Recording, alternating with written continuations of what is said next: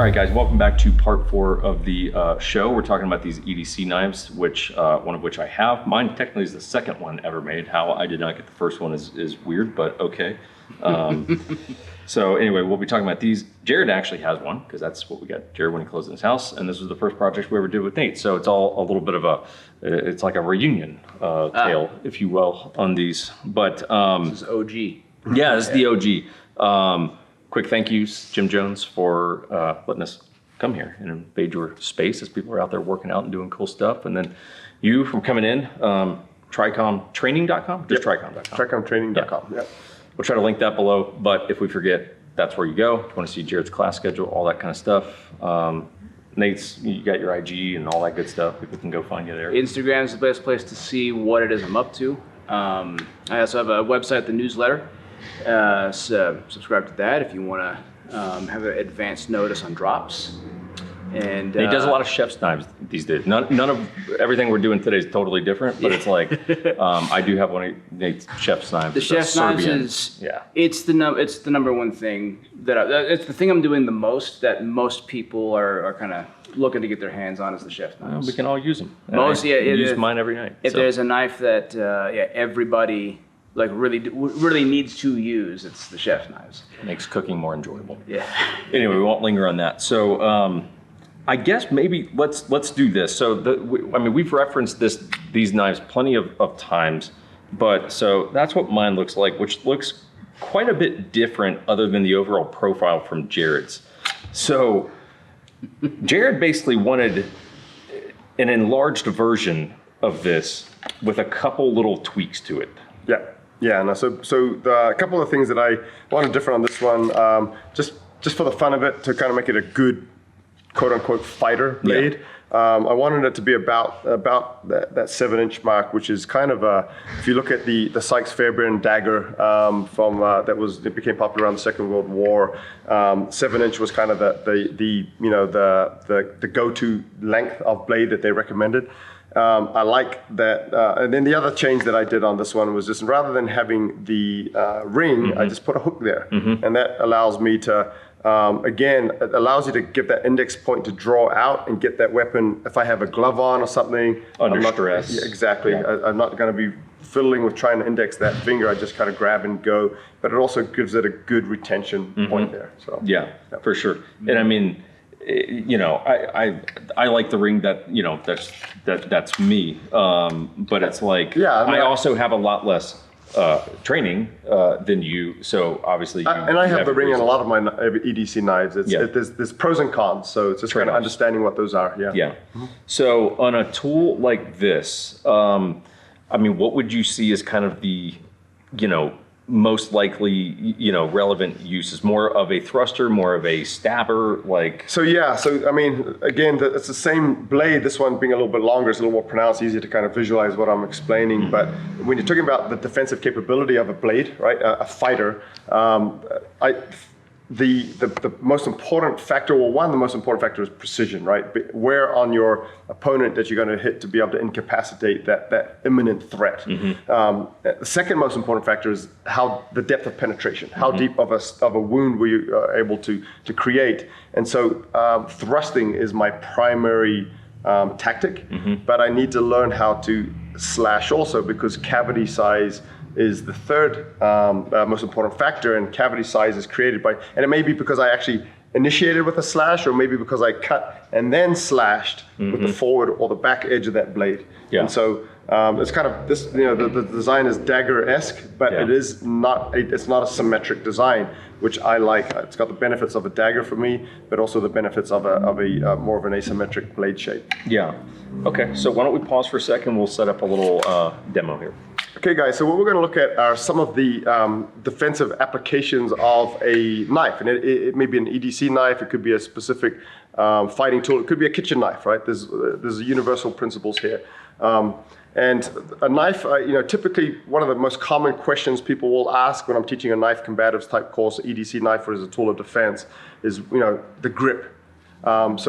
The two primary variations of a knife grip are either a forward grip, sometimes people will call it a saber grip, or it could be a reverse grip, or a lot of times people call it an ice pick grip. These are the two most common, and so they both actually have pros and cons, right? I like to train both of them.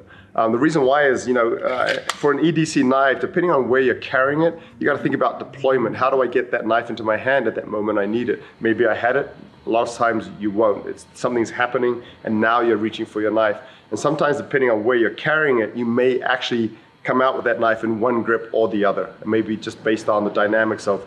So I may be drawing it in a forward grip, or I may be coming out in a reverse grip. And so I'd like to be able to understand the benefits of both. Typically speaking, without getting into too much detail, the reverse grip is more of a close range. I'm up close and personal. I've got this close range type movement that I'm using to defend.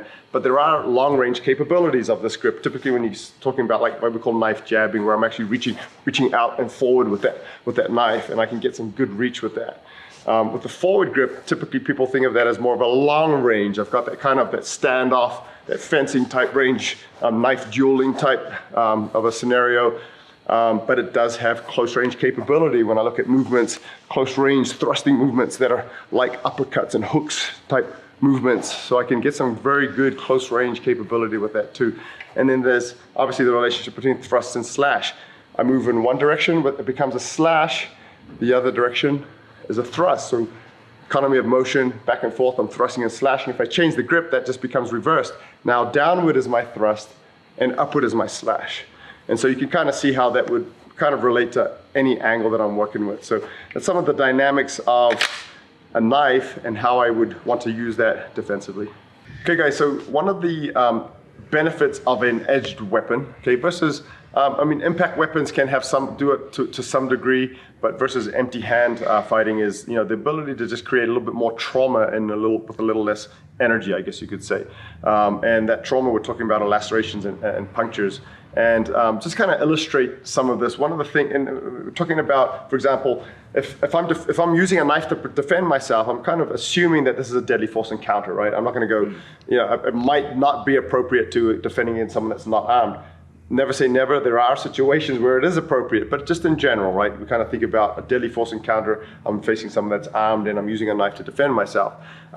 If you we're just imagining that there's a knife in your hand or a hammer or a crowbar or something that could kill me, and that arm is an actual target, right? So a lot of times you talk about empty hand fighting, I'm not going to punch your hand, right? That's not a common tactic. But if I did that with a knife and I cut your hand, hey, that is a potentially fight finishing technique, I've actually seen this in video where people cut the other guy's arm and his hand's hanging by skin off the side of his wrist, so the closest thing to me oftentimes is that hand. And so again, with a weapon, attacking the hands becomes a valid and a very important tactic. In the Filipino martial arts, there's a common term that they use. It's called defanging the snake. And that basically means attack the arms, because you take the fangs out of the poisonous snake and he can't hurt you anymore, right?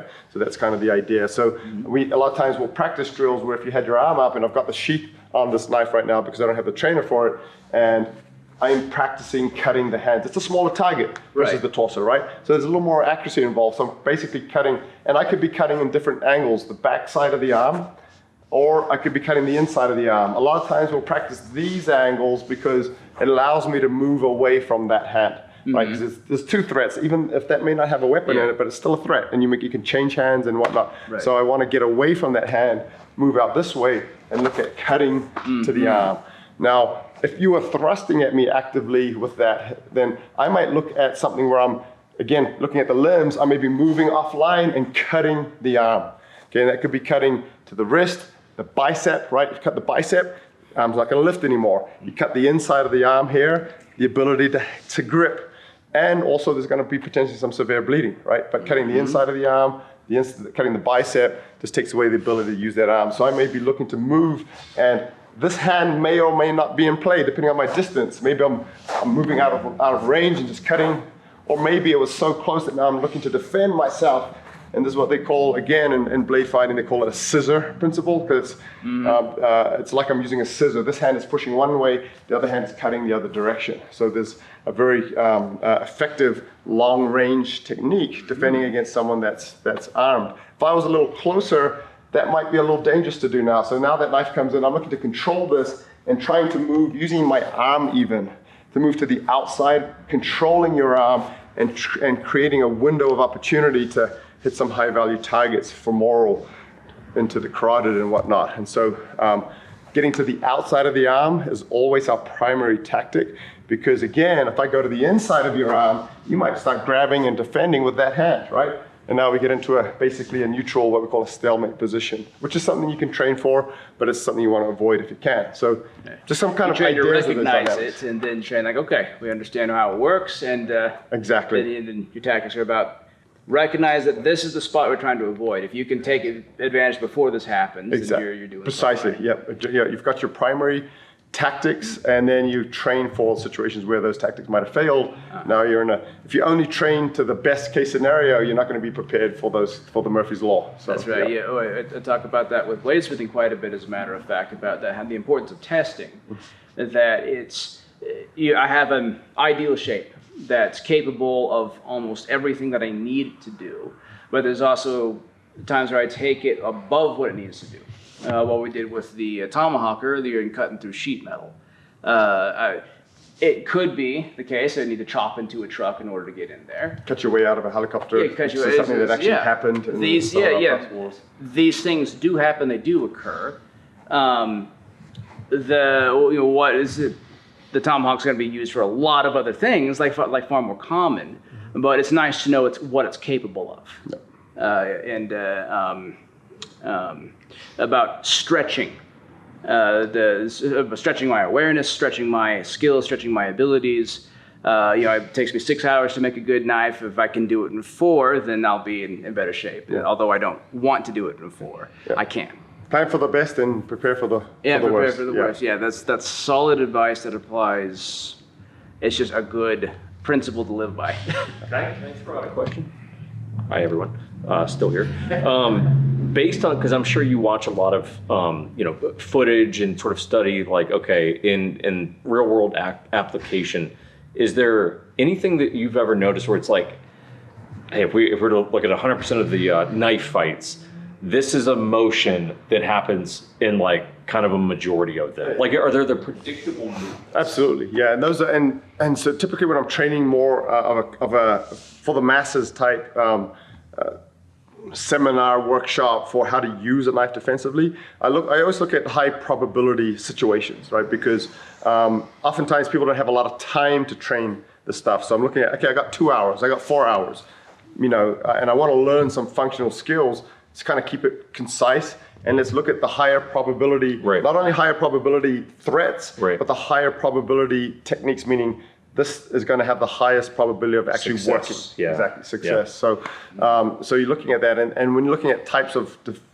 attacks, armed attacks that I might be defending against, if the person's got the weapon in a reverse grip, the psycho grip, right? It's typically going to be just that overhand stab of some kind. Not often is it going to come from other angles. Typically we call it the caveman angle, because when the caveman picked up a bone or a stick to hit someone with, that's the strike he did. It's a sort of bang, right? Yeah, it's a very natural, intuitive movement. So that's the grip. And then if I was carrying it, and that might be the angle too, if it was an impact with a hammer, for example, and I've got on that forward grip, then it might be that same motion. And then the second most common, which is more prevalent in edge weapon attacks, is when they've got it in this lower grip. And now people start doing this thrust, and a lot of times it's prison shank. Exactly, the prison shank type of an angle. And so those are the highest, without a doubt, probability type of attacks that you might deal with. So those are the ones we begin training with. Right? More time you train, more time you have to train, and the more you get into this, then you can start facing and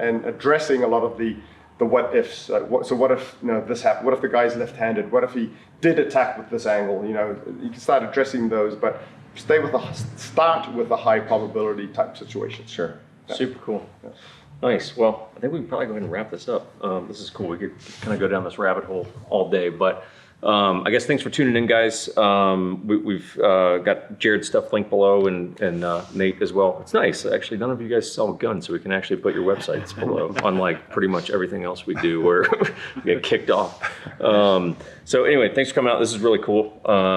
Upcoming classes and stuff will be on the site, so we'll have that link. People can find it versus you listing the 43 countries you'll be in for the rest of this year. Exactly. And then if you guys happen to be, just one last kind of random thing, but if you guys happen to be around Salt Lake for Blade Show, come and say, I know Blade.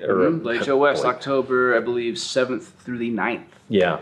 We're going to pop in. We'll be there. Table 2I, that's going to be me. Yeah, there you go. Nate will be there, so stop by. You'll probably have some stuff there. I would assume. Yeah, I'll be trying to bring the best. Yeah. And only the best, but I might have some Cool. some stuff that's Some not goodies. quite the best, but it's cheap. Yeah. That's affordable. Yeah. Oh, okay. That's a sneak peek that I don't even know about. So anyway, thanks for tuning in, guys. We will see you soon.